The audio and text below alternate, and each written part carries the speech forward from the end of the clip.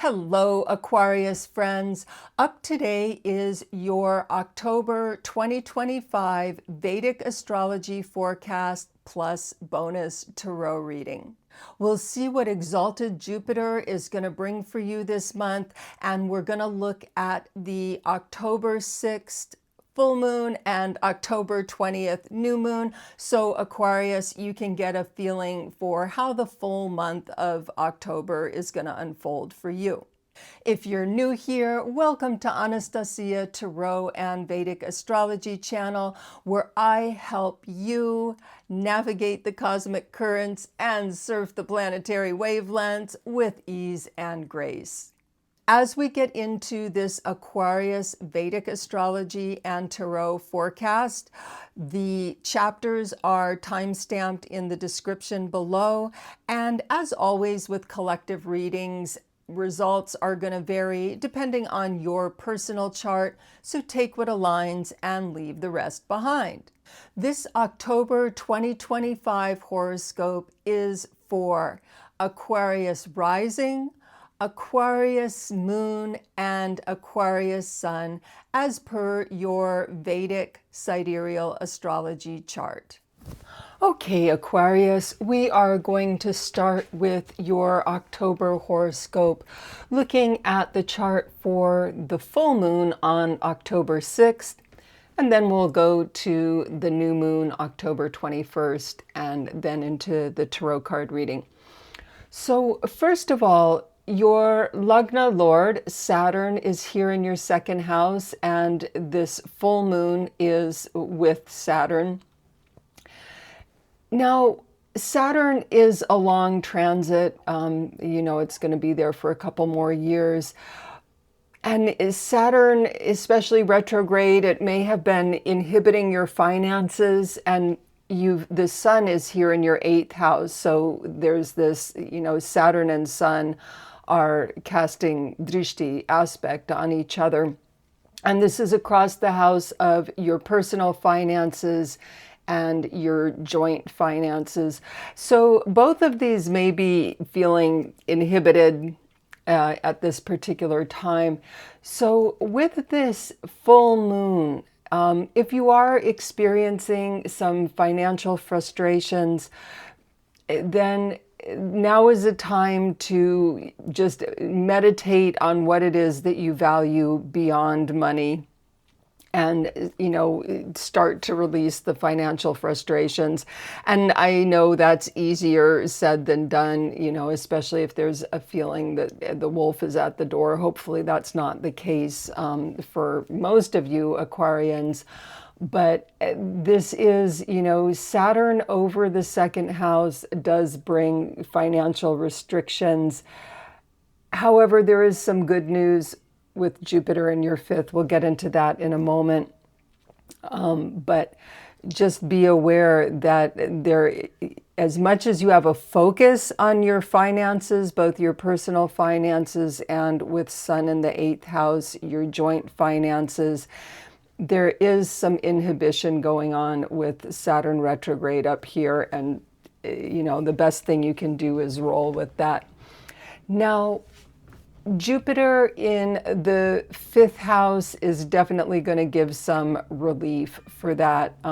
So if you have been experiencing some financial limitations, or even, needing to restructure your budget, maybe to go on a tighter budget, something of that nature, Jupiter is in your 5th house of luck. So you may have a little bit of help there from Jupiter, catching a lucky break.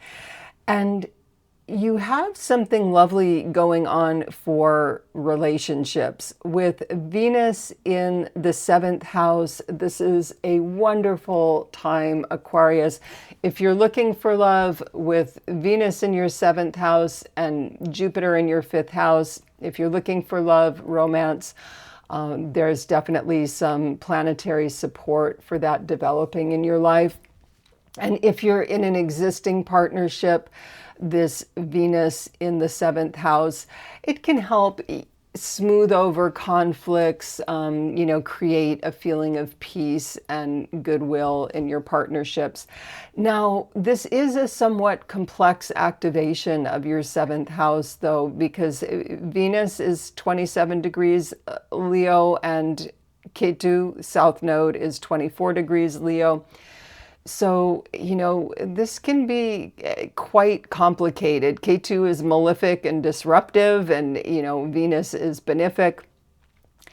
Oftentimes, K2 in the seventh house can actually break relationships. K2 is a disruptor, so when it goes in the seventh house of relationships, it can break relationships.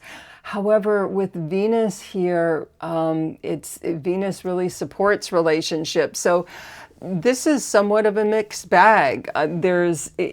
I would say if K2 is acting to break or release any relationships, they needed to go anyway. K2 is a karmic liberator. It's a moksha planet. And with Venus here, though, it could be that it's adding some spiritual depth to a relationship. If it's surviving this, K2 in the seventh house, it's going to have some spiritual depth and a spiritual foundation for the relationship. Now, Sun in the eighth house is going to put your focus on, it could be the occult, Aquarius. You could find that you have some attention, and happy Halloween. Sun will be moving to Libra, but you could have some attention on the hidden side of life, right? The mysteries of life, death, what lies beyond death. Do give some attention to your health. Eighth house can rule health, chronic diseases, things of that nature. So definitely give some attention to your health. But Sun in eighth house encourages some deep exploration, and this might be literal, that you find yourself in research projects, and you may be really a lot more with Sun in Virgo, very detail oriented in your research. If that's part of your profession or part of your lifestyle, there could be some investigation and research going on. And on a spiritual level, the eighth house invites depth and explorations into the unseen world. Now you've got Mars and Mercury activating your ninth house, your lucky ninth house. So this is actually quite nice for you. As much trouble as it's, causing having, Saturn in your second house, that may be, again, feeling some frustrations in, your pursuit of wealth and money. There, Saturn could definitely be slowing that down. But you do have benefic Jupiter in this lucky fifth house, and you've got Mars and Mercury activating your lucky ninth house. So there is some good vibes happening for you, Aquarius. Now, this Mars and Mercury together in the ninth house, this is a little bit of, Mars and Mercury aren't the happiest roommates. They don't necessarily get along because they have such a different approach. But for Aquarian students, if you are involved in study, this Mercury in the ninth house definitely supports your studies. Having Mars here is going to give some, some motivation and energy toward your studies. Main thing with Mars in the ninth house, Aquarius, if your father is still with us, just be aware of any anger issues, conflicts that might come up with your father. This also can apply to other authority figures, for example, a guru or a teacher. So just with Mars in the ninth house, be mindful about expressing, anger toward father or guru. And Mars is not particularly happy in Libra, right? Libra is the sign of balance, and Mars is very self-directed. But if Mars is able to work with Mercury and kind of take a lesson from Venus, this is a time, Aquarius, to, be more, don't be stubborn, especially expressing if there's any anger with father or issue or some ideological differences. This is a time to really look at the other person's point of view, even if you don't agree with it. Just, at least look at the other person's point of view and kind of be willing to communicate about that, rather than simply trying to push your own agenda or your own philosophy. Okay, so we are now going to fast forward to the October 21st new moon, and we will have a little look at your Rahu Ketu. But let's go to the end of the month to get a look at the end of October. Okay, Aquarius, we are now looking at the chart for the new moon on October 21st. And I know in the beginning of the video, I mentioned October 20th, but in fact, going by the numbers here, and there are some different ways of calculating the new moon, but going by the numbers of when the moon and sun are conjunct, we can see it's October 21st. That moon is 4 degrees Libra, conjunct with sun, also at 4 degrees Libra. So Aquarius, super ninth house activation for you, okay? Which is quite nice. Ninth house is a lucky house. Now, because ninth house is a spiritual house, we're just going to touch briefly on this Rahu Ketu, of Rahu in your first house of self and health, Ketu in your 7th house of relationships. So this whole transit, it's an 18-month transit. It's bigger than just October, and it's going to be going on until spring of 2026. But this whole transit really sees you, Aquarius, defining your sense of self in relation to other people. Your sense of who you are, just in and of yourself, but then also who you are in relationships, who you are in your family, who you are in your community or tribe, who you are in your intimate relationships, who you are in your business relationships. So very much a sense of exploration of the self and others with this 1-7 activation. And this 8th and 9th house activation that you've got going on in the latter part of October is really going to support that. You've got Venus in this 8th house, which is, a mystical house of death, transformation, Kundalini energy. And then you've got all these planets. So you've got Mercury, Mars, and Sun. Moon, of course, is only going to be there a couple of days. But for this whole latter part of October, you've got Sun, Mercury, and Mars are all together in your 9th house, really activating this house of spirituality, religion, philosophy. We've also got this Parivartana yoga going on, which is connecting your 8th and 9th house. So Venus is in Virgo, which is a Mercury-ruled sign. Venus is normally in debilitation in Virgo, but some of that debilitation is canceled during the Parivartana yoga, which is October 8th through the 24th. And so Venus is in Mercury's sign, while Mercury is, you can see Mercury in Libra, which is Venus-ruled sign. So this is an exchange between Mercury and Venus, and it lifts some of this debilitation from Venus. And it also just connects, it makes this subtle connection between your 8th house of, mystery, mysticism, mystical transformation, and your 9th house of spirituality, philosophy, religion. So this is quite a fruitful time spiritually, and, especially under this larger umbrella of exploring, deep exploration into the self. This can really be supported by this, activation of the 8th house can help you really dig deep into the recesses of your own common consciousness, your own mind and psyche. And then this 9th house activation really supports whatever type of spiritual practices, spiritual philosophies you live by. Now, Venus in the 8th house, we mentioned 8th house is joint finances and unearned income. So Venus in the 8th house can, for some Aquarius, this could be beneficial if you're, for inheritance, legal settlements, things of that nature, that may come through with Venus in the 8th house.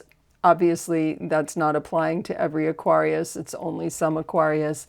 But Venus can give, it's a benefic activation to the 8th house, and it is in this Parivartana Yoga. Normally, Venus in Virgo would be somewhat diminished from that debilitation, but she's able to give her good effects, at least from October 8th through the 24th, through that Parivartana Yoga, lifting the debilitation and allowing Venus to do good. And then the other aspect of Venus in the 8th house for Aquarians who are in a relationship is the sexuality can become more intense, but it's going to be intense in an emotional way. So there's definitely it's not a shallow sexuality here. The sexuality of Venus in the 8th house is there's a depth of emotional feeling, and then for Aquarians who are working with Kundalini energy, things of that nature, this can definitely be supported by Venus activating the 8th house. With Jupiter in your 6th house, Jupiter is in exaltation. Jupiter has now moved into Cancer. It's moved off your 5th house into your 6th house. And, about once every 12 years, Jupiter goes into Cancer where it's exalted. So Jupiter in the 6th house encourages you. What's the 6th house? It is your sort of daily grind, right? Your daily work, your daily life. Jupiter in the 6th house very much encourages you to embrace the service aspect.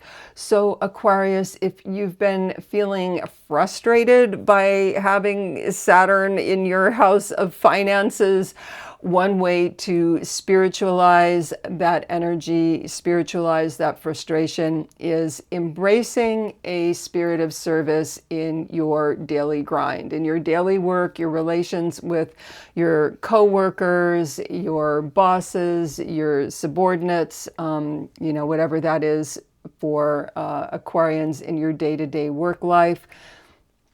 Jupiter here is quite beneficial for enjoying better relationships and, these daily workaday relationships, and really embracing this idea of service. I think there's this Sufi saying, which is, I'd rather be a beggar on the street than to work only for money. And this touches upon a really deep question about work. And oftentimes people work only for money, right? They work for money. Of course, we all do. But if you work only for money, that can become a hollow victory. And, we've all heard stories about, people saying, I was making, this huge income, but I was so miserable.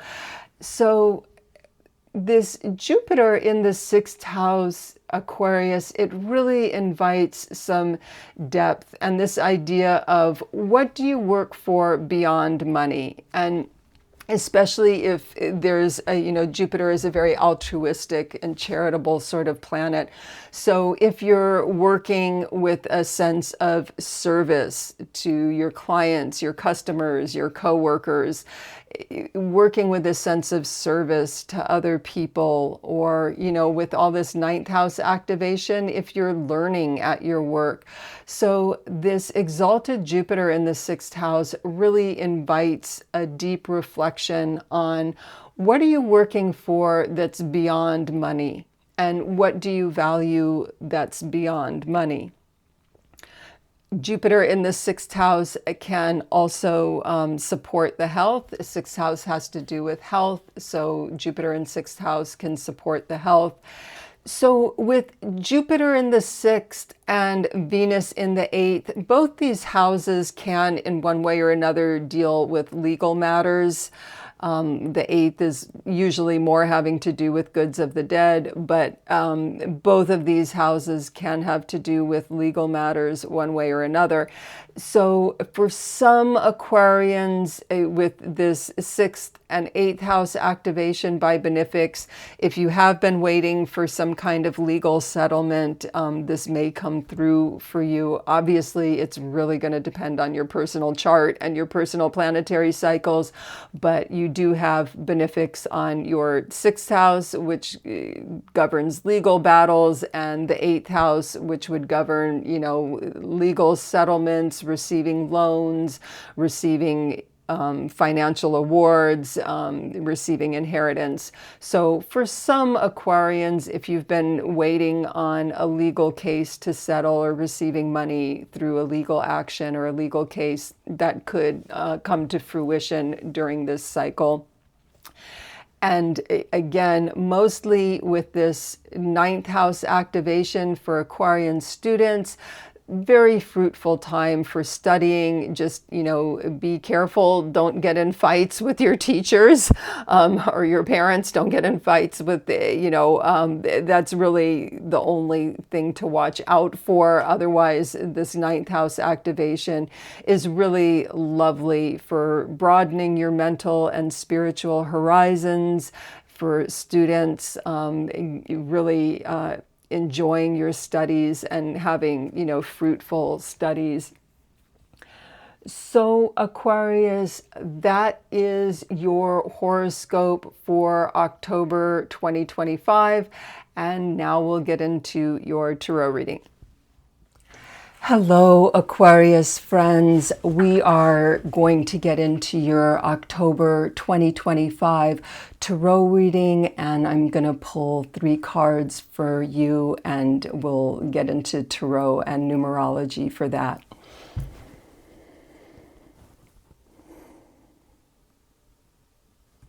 Okay, Aquarius, your first card is the Ace of Cups.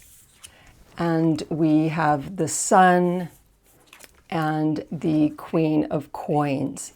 So Aquarius, this Ace of Cups is really a lovely card. There's a new beginning for you emotionally and spiritually speaking.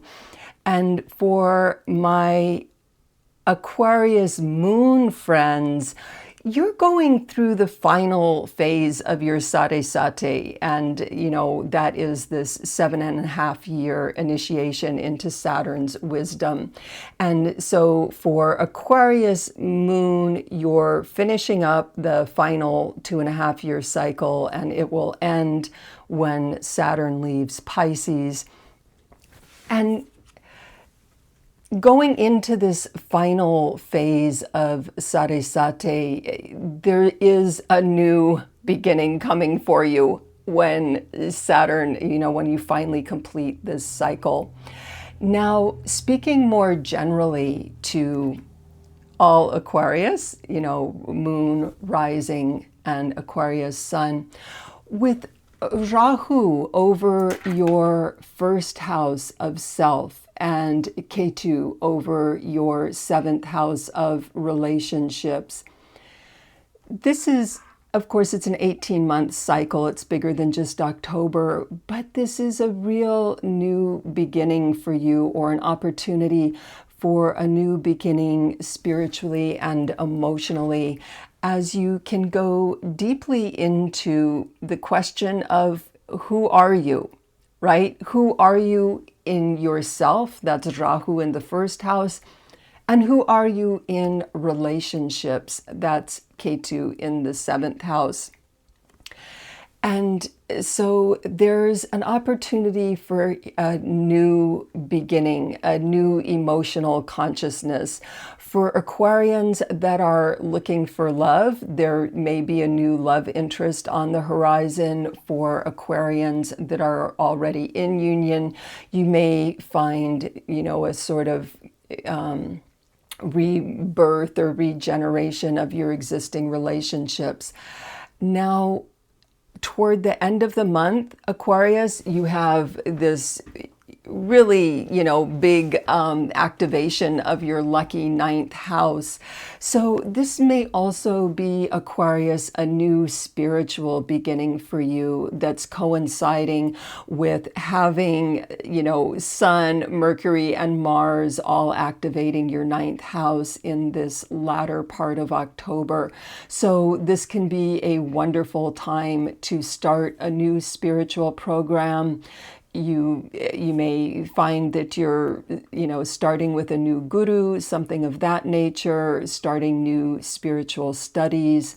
So this Ace of Cups working with your ninth house activation, really good time for a rebirth or a new start with regard to your spirituality.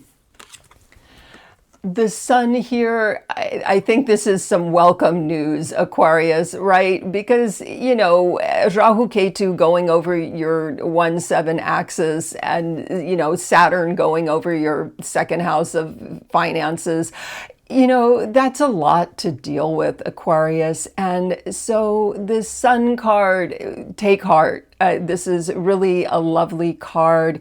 It brings good health and vitality.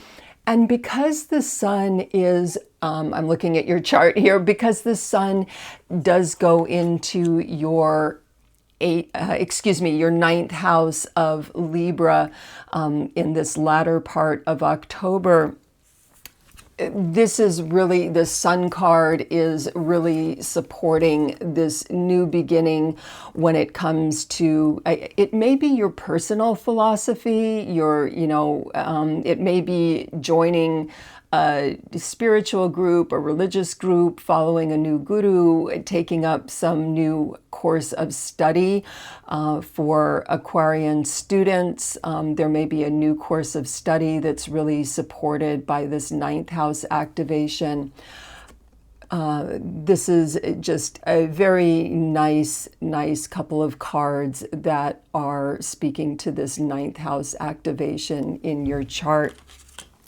Now, this final card, the Queen of Coins, Queen of Pentacles, this may be an actual woman in your life. For some Aquarians, it could be that a woman is instrumental in what's happening for you in October.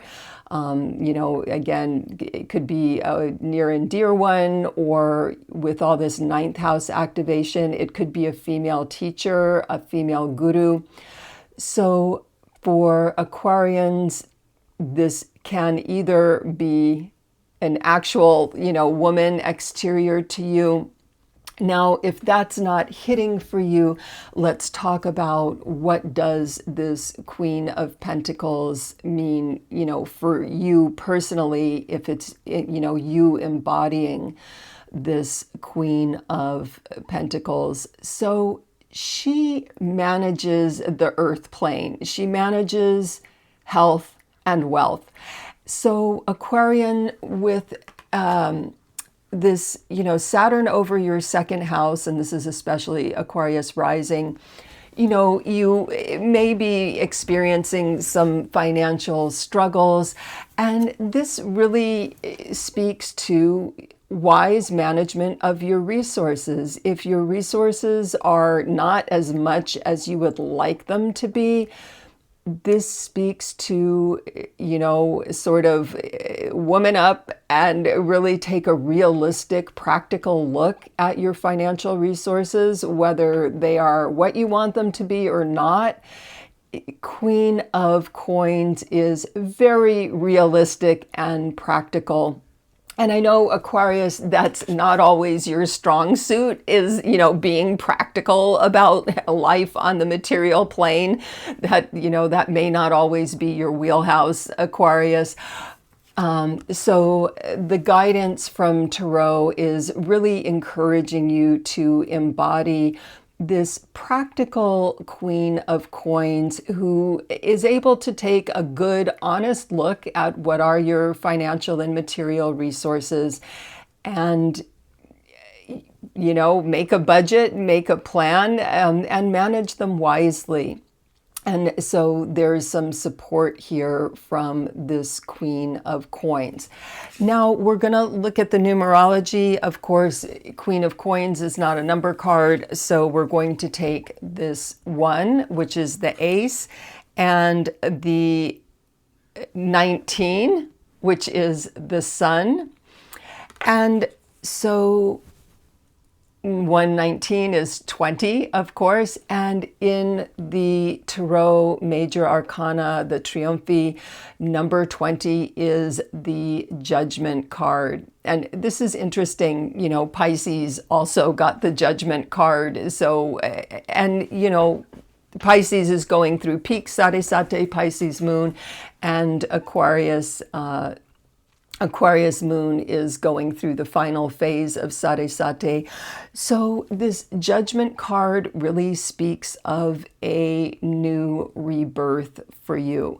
For Aquarians that have been dealing with health issues, obviously this is not all Aquarius, but if you have been dealing with health issues, the Judgment card from your numerology really supports this Queen of Coins in terms of managing your health, managing your lifestyle to support your good health, and taking some good advice. We talked about the 9th house activation, bringing in gurus and teachers.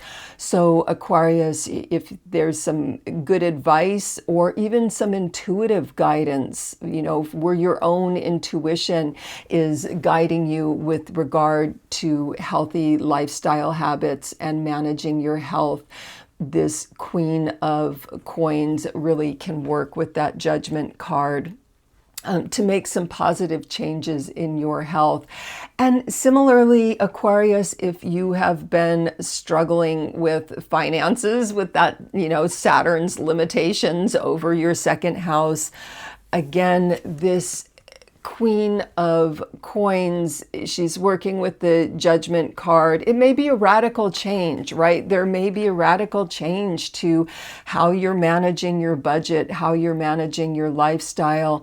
And on a deeper spiritual level, right, because we talked about a spiritual rebirth, a spiritual new beginning, on a deeper spiritual level, if you take the deeper lesson of Saturn over your 2nd house of material resources, it invites a reflection. What do you value above and beyond money? What do you value, and how do you manage not only your financial resources, but all the things that you value, even above and beyond finances?